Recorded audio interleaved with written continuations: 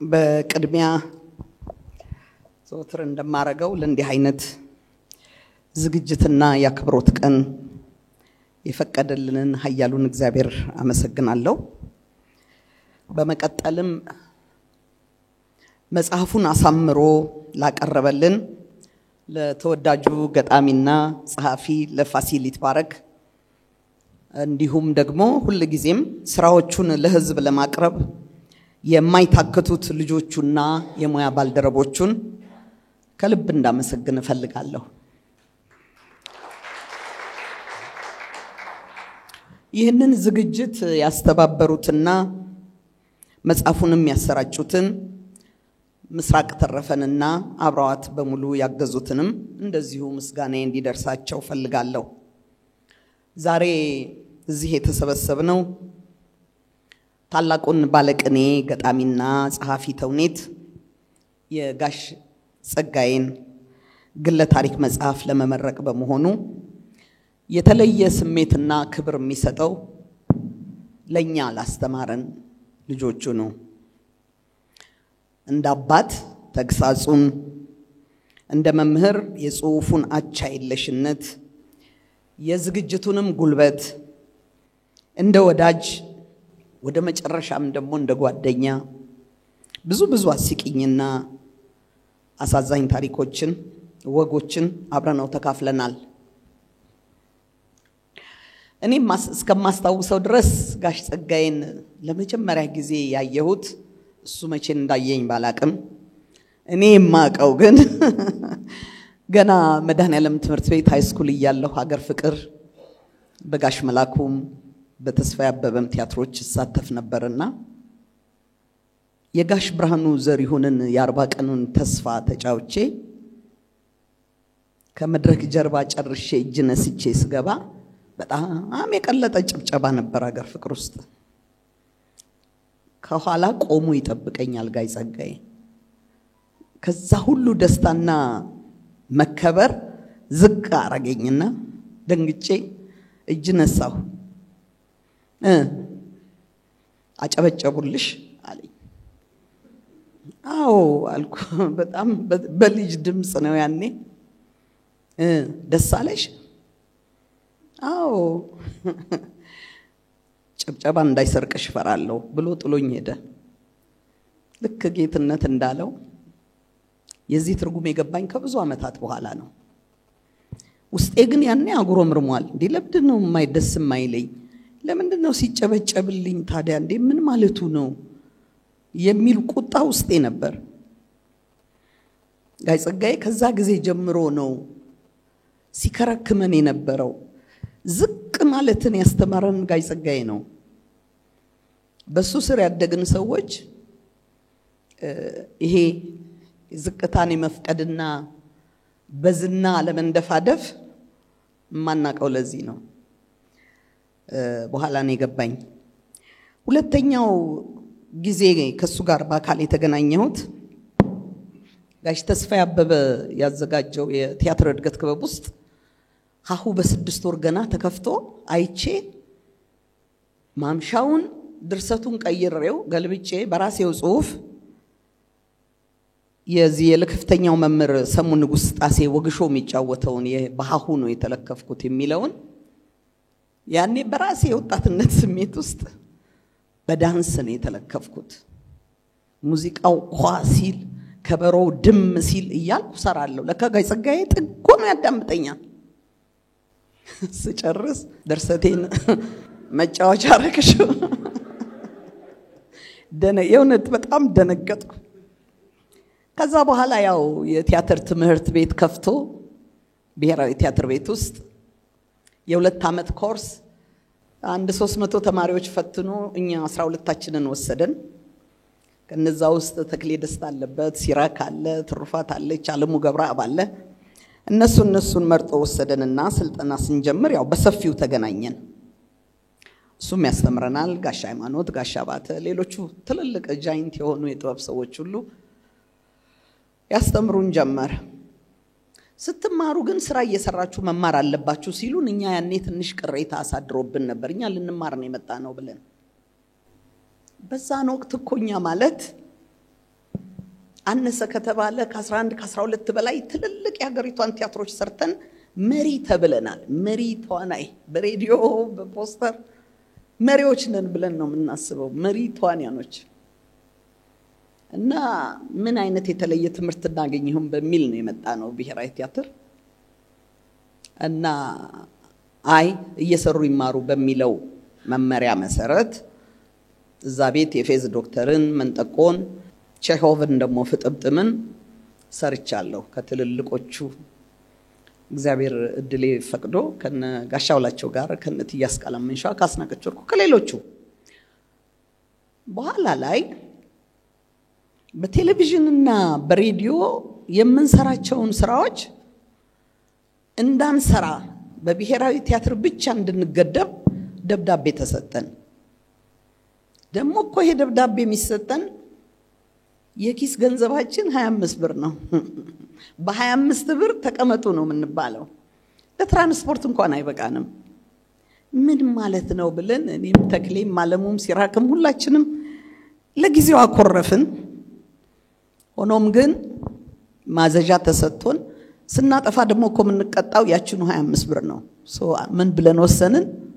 አረ እየሰራን እንቀጣና አይ እነሱ 25 ብር ይቅር እኛ ግን ትንሽ ገንዘብ እናገኛለን ማለት ነው። ከዛ በኋላ የዚህ የጩቷንያን ትምህርት ቤት እደሳና የቤቱ ግንባታ በገንዘብ አልበቃም በሚል ሀሁ በ6 ወርን ጩቷንያኖች አጥንተን ወደ የክፍለ ሀገሩ እንድንሄድ ተወሰነ።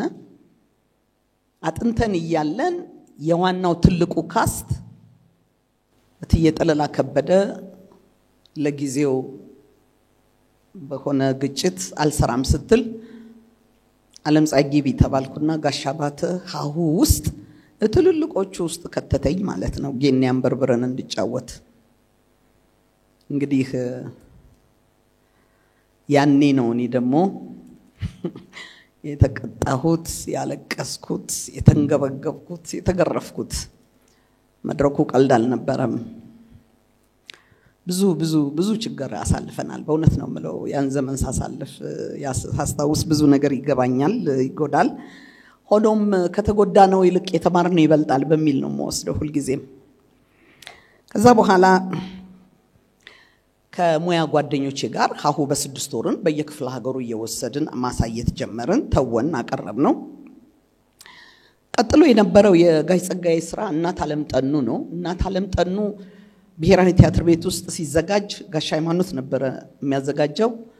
እኔና አለሙ ገብራ ረዳት አዘጋጅ ተደርገን ያላቅማችን ተመደብን።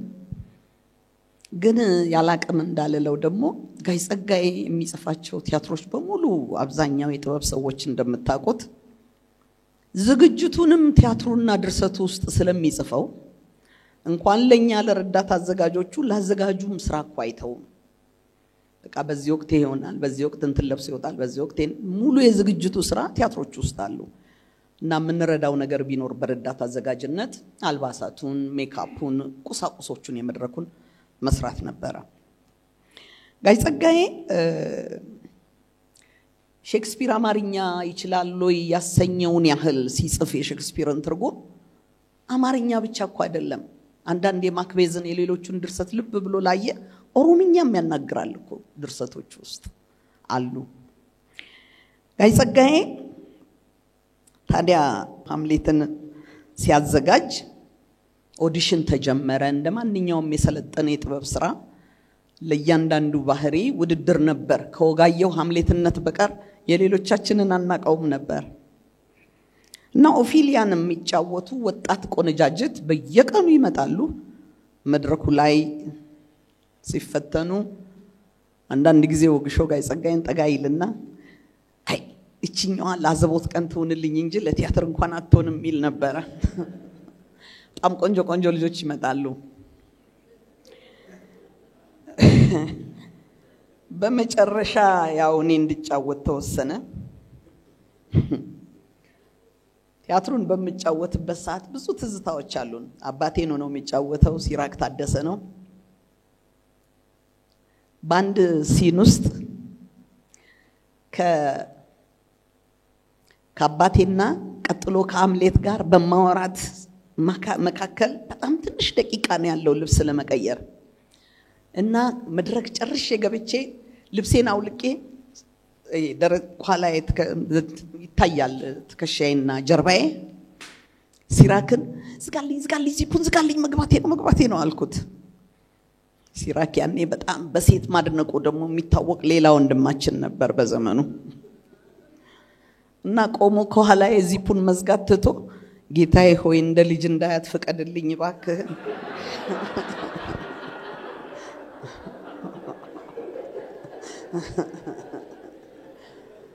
አረ ሲክዬ ቶሎ በል እላል ቆይ ባክሽ ከኋላሽ ኮሳይሽ እንደዚህ እየሳቅን ብዙ ነገር ነበር ሐምሌትን ሰሳ አንድ አመት ደክመንበት በአንድ ቀን ውስጥ ጋዜጠኛና አርቲስቶች ናቸው የተጋበዙት እና አንዳንድ ባለስልጣናት ገነበሩ ብዙ ትዝታ ነበረን ብዙ ነገሮችን በሐምሌት ትርኢቶች ውስጥ በወቅቱ አልፈዋል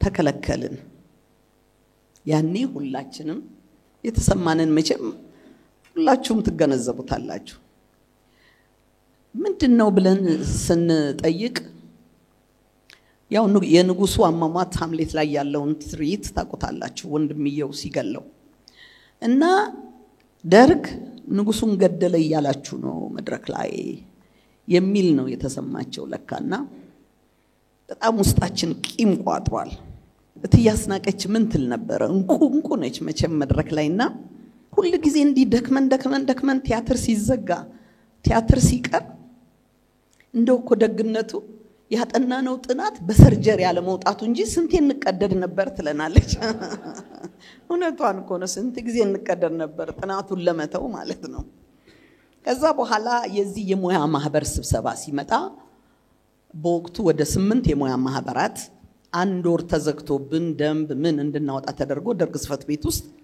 ከፈት ያለውን ኃላፊነትን የተሰጠኝ ነበር በወቅቱ እና ምንድነው የጉባኤው ሲመረቅ ምን መደረግ ይችላል ሲሉኝ ቲያትር እናቀርባለን እንዲህ ይቀርባል እንዲህ እናረጋለን በየ ፕሮግራም ሰርቻለሁና እቺን እድል ሳገኝ ጋይጽጋይ ጋር ሄድኩ ጋይጽጋይ ሳንሱር ሳያየው አንድ ቲያትር ልንሰራ የምንችልበት እድል ደረሰንና እስቲ ትንሽ አጥር ያለች ነገር ኮሜዲ ሆነች ምናምን በየ ቻቻቻ አልኩበት አሰበ እንትናለና ዚቀኛው ጆሮን ጻፈ ዚቀኛው ጆሮ ልክ እንደተባለው አንደኛ በዚህ በተውኔት ሙያ ማህበር መመረቅ ሳቢያ የጋሻ በራ ታሪክ ይሁን እንጂ የመላው አርቲስት ህይወት ነው መላው አርቲስት ዛሬም ይሄው አሁን ልጋብዝህ ላብላህ ላጠጣህ ነው እንጂ ህይወቱን ችግር ልቅረፍልህ የሚል ተመልካች የለውም ያንን ቁስል አርጎ የሐምሌት ቁስላችንን ውስጡ ከተተበት በመጀመሪያ ደረጃ በእንደነዛ አይነት ትልልቅ የደርግ አባላት አዳራሽ ውስጥ በመንሰራበት ጊዜ እኔ ራሱ የሙያ ማህበር ሊቀመንበር ሆኜ የተመረጥኩት ሴት ጠራጊ ሆኜ እንደወጣ አልፈለጉም በቃ አለባበሴ ራሱ ገና ከመጀመሪያው ይነጅሳል ጠራጊ ነው የሆንኩት ገረዶኝ ነው የወጣሁት ሐምሌትን የሚጫየዚ ሐምሌትን ታሪክ እየተረከ አብራ ጆሮን የሚጫወተው ወግሾ ነው እዛ ውስጥ መቼም እንዴት ያለ ዛሬም ብታነቡት የሚገርማችሁ አይነት ነገር ነው የተጻፈው አይ አብራሙት አበዛው ትላለች ጠራጊዋ እንኳንም አበዛውት ያበዛው አፋሙ ነው በልቶ የሚያድረው ይላል ሲመልስ ሐምሌትን እሷ የድርጭቴን የመጨረሻዋን ሲን ትጫወታለች ትተውናለች አይቴ ጠራጊ አንቺ ሐምሌት መቼ ይገባሻል ብሎ ለባለስልጣኑ ሐምሌት ቢገባህ ኖሮ አትዘጋውም ቲያትሬን አይነት ወልጭ አድርጎ ይሳደባል ከዛ ደግሞ እኛ በዚህ ቀኛው ጆሮ የተነፈስናትን መተንፈስ እኔ ጪስ ነኝ መውጫ አላጣም ከያኒና ጪስ መውጫ አጣም ይላል እና እውነትም አንደኛ ቀረጻው እንዲቋረጥ ተደረግን ቲያትሩም አላለቀም ካዳራሽም አልወጣንም ያ ነገር ሲመጣብን ማለት ነው ያስታውቅ ነበር እኔ ወግሾን ይዤ ወደ ባለስልጣናቱና አዳራሹ ውስጥ ስጠጋ አቤት የሌባው ብዛት አቤት የድምተኞቹ ጽናት ሲል አዳራሽ ውስጥ ያለው ሰው ብቻ አይደለም የፈራው እኔና ወግሾም መፍራት ጀምረናል በቃ ፈራን እና ወግሾ መሃል ላይ መንፈቅ የምትለውን ቃል ሁሉ 6 ወር አላት መሰለኝ ደንግጧል ብቻ ጥናቶች ይጠፉት ጀመር እኛ ለራሳችን የዚህን ያዳራሹን ስሜት ላየሰው በጣም አሳሳቢ ነበር ጓድ አብዱላ ፊዝን ዛሬ ጠርቸው ነበር በእውነት በሱ ሐላፊነትና በሱ መመሪያ ነው እቺ ቲያትር ሾልካ የገባችውና የታየችው በጓሮ በር የክብር እንግዳ አረግናት ነው ምላት ሁሉ ጊዜ እዚቀኛው ጆሮንና ጠርቸው ነበር ቢመጣ ጥሩ ነበርና ምንድነው ተጠራን ያው ጽፈት ቤት ተጠራን ሁለታችሁም በቃ ሐላፊነታችሁን ዘንግታችኋል አይነት ትንሽ ተክሳስ ደረሰብን እረኛ ስለጋሻ በራ ጆሮ ነው እኮ የሰራነው ብዬ ለመናገር አሰብ ግን ያስታውቃል በጣም አስፈሪ ነበር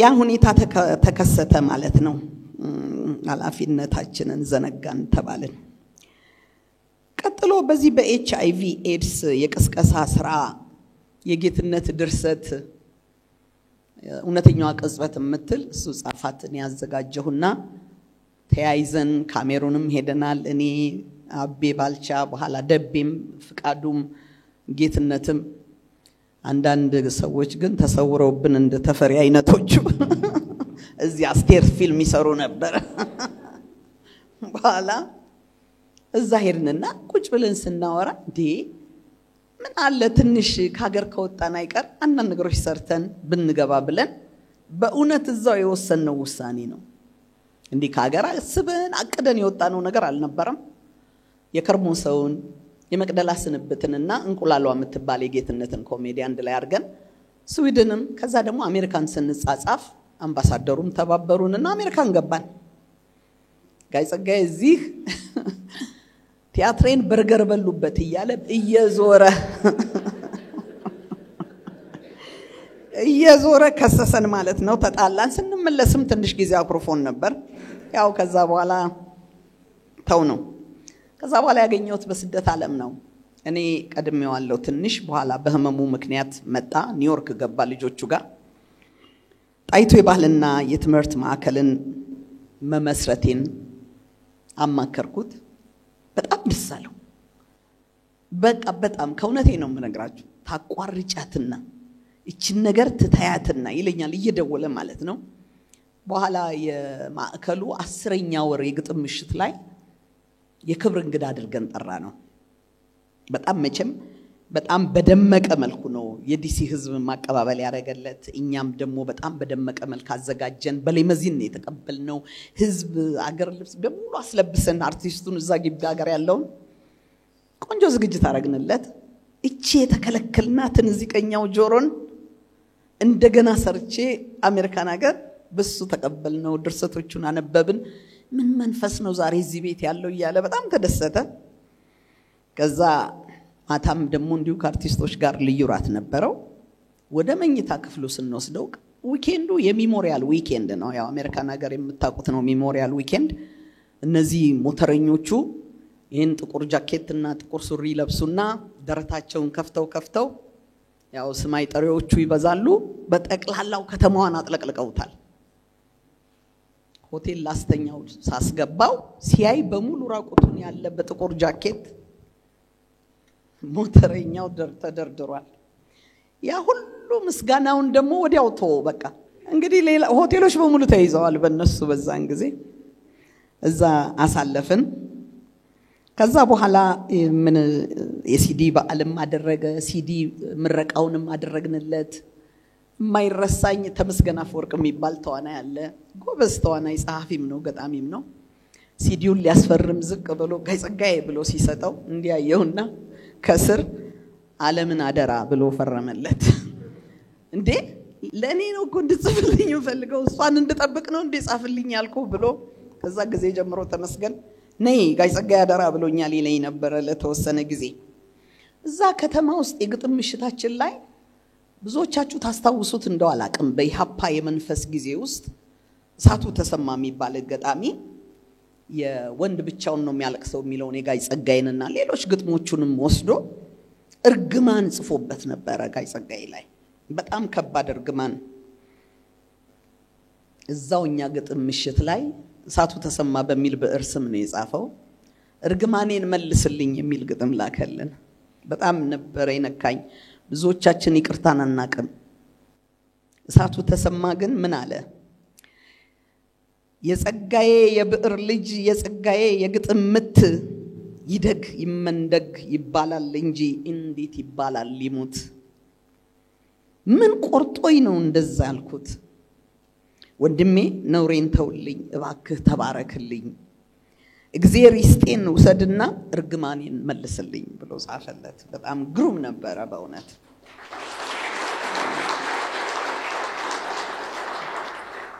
እና በቁሙም ይቅርታ ተጠይቆ በቁሙም እንደገና ተከብሮ ነበር ለማለት ፈልጌ ነው የጤናው ችግር እየተባባሰ ሲመጣ የሕክምና ሁኔታው ምኛም ስላሳስበን ሁሉም ሙያተኛ በስደት ያለ ተሰብስቦ አንድ የገንዘብ ማሰባሰቢያ ፕሮግራም አበጀን በስደት ዓለም ይያለን ከሚያኮራኝና ከሚያስደስተኝ ነገር ስደት ውስጥ በጣም ከባድ ነው ጥበብን መዝራትና መስራት ግን ሌሎችም የሙያ ጓደኞቼ አብረውኝ አይዞሽ ይያሉኝ የጋይ ጸጋዬን 5 ሙሉ ቲያትርና 4 አጫጭር ጭውውቶችን በአጠቃላይ 9ን በስደት ዓለም አቅርበናል ማግቤዝንም ለማዘጋጀት እግዚአብሔር እድሉን ሰጥቶኛል ቅድም የሱን ታሪክ የጻፉት ሚካኤል ሲያወራ ስሰማው የሃሁ ፐፑ ነበር የመጨረሻ ድርሰቱ ኢትዮጵያ ውስጥ እዛ በየወሩ ነው የሚሄደው ኒውዮርክ አጠገቡ የተገኘውት እግዚአብሔር እድለኛ አርጎኝ በደንብ እንዳስታመመው ፈቅዶልኛል እና ጻፍ ስለምለው እሱም ደግሞ ያው ብዕር አቋርጥም መጻፍ በእውነት ጋይ ጸጋዬ ከብዕር ተለይቶ አያውቅም እንደዛ ታሞ የጻፈው የመጨረሻ ድርሰቱ የሃሁ ፐፑን ተከታይ ሶስተኛ ማለት ነው ፐፑ ፊደል ማዶ የሚል ጻፈ ያንን በየወሩ ወስዳት ዳርሜልሽ ምትባል ታይፒስት እየጻፈች ኒውዮርክ ከሜሪላንድ ኒውዮርክ እየሄድን ነው ተጽፎ ያለቀው ለንሰራው ማለት ነው ነገሌን አምጪ እገሌን ደሞ ይገርማል ከዘፋኞችም የሚፈልገው አለ ባይምሮ ውስጥ ተዋናይ እንዲሆኑለት የሚፈልጋለ እና ገሌን ከተቹ ያለ በተለይ ነዋይንና ጥላሁንን ሁሌ ነበር የሚመኘው መድረክ ላይ ማድረግ እና ፐፑ ፊደልን እያዘጋጀን ይሄ የምንወደው ትልቅ ዋርካ ድንገት ከመሃላችን ጠፋ ግን አላቋረጥንም ፐፑ ፊደል ማዶን አዘጋጅቼ ለህዝብ አቅርቤ እሱ በጻፈው ሞትም ይሙት የሚለውን በዜማ ሰርቼ ሞትን ገደል ነው ዲሲ ውስጥ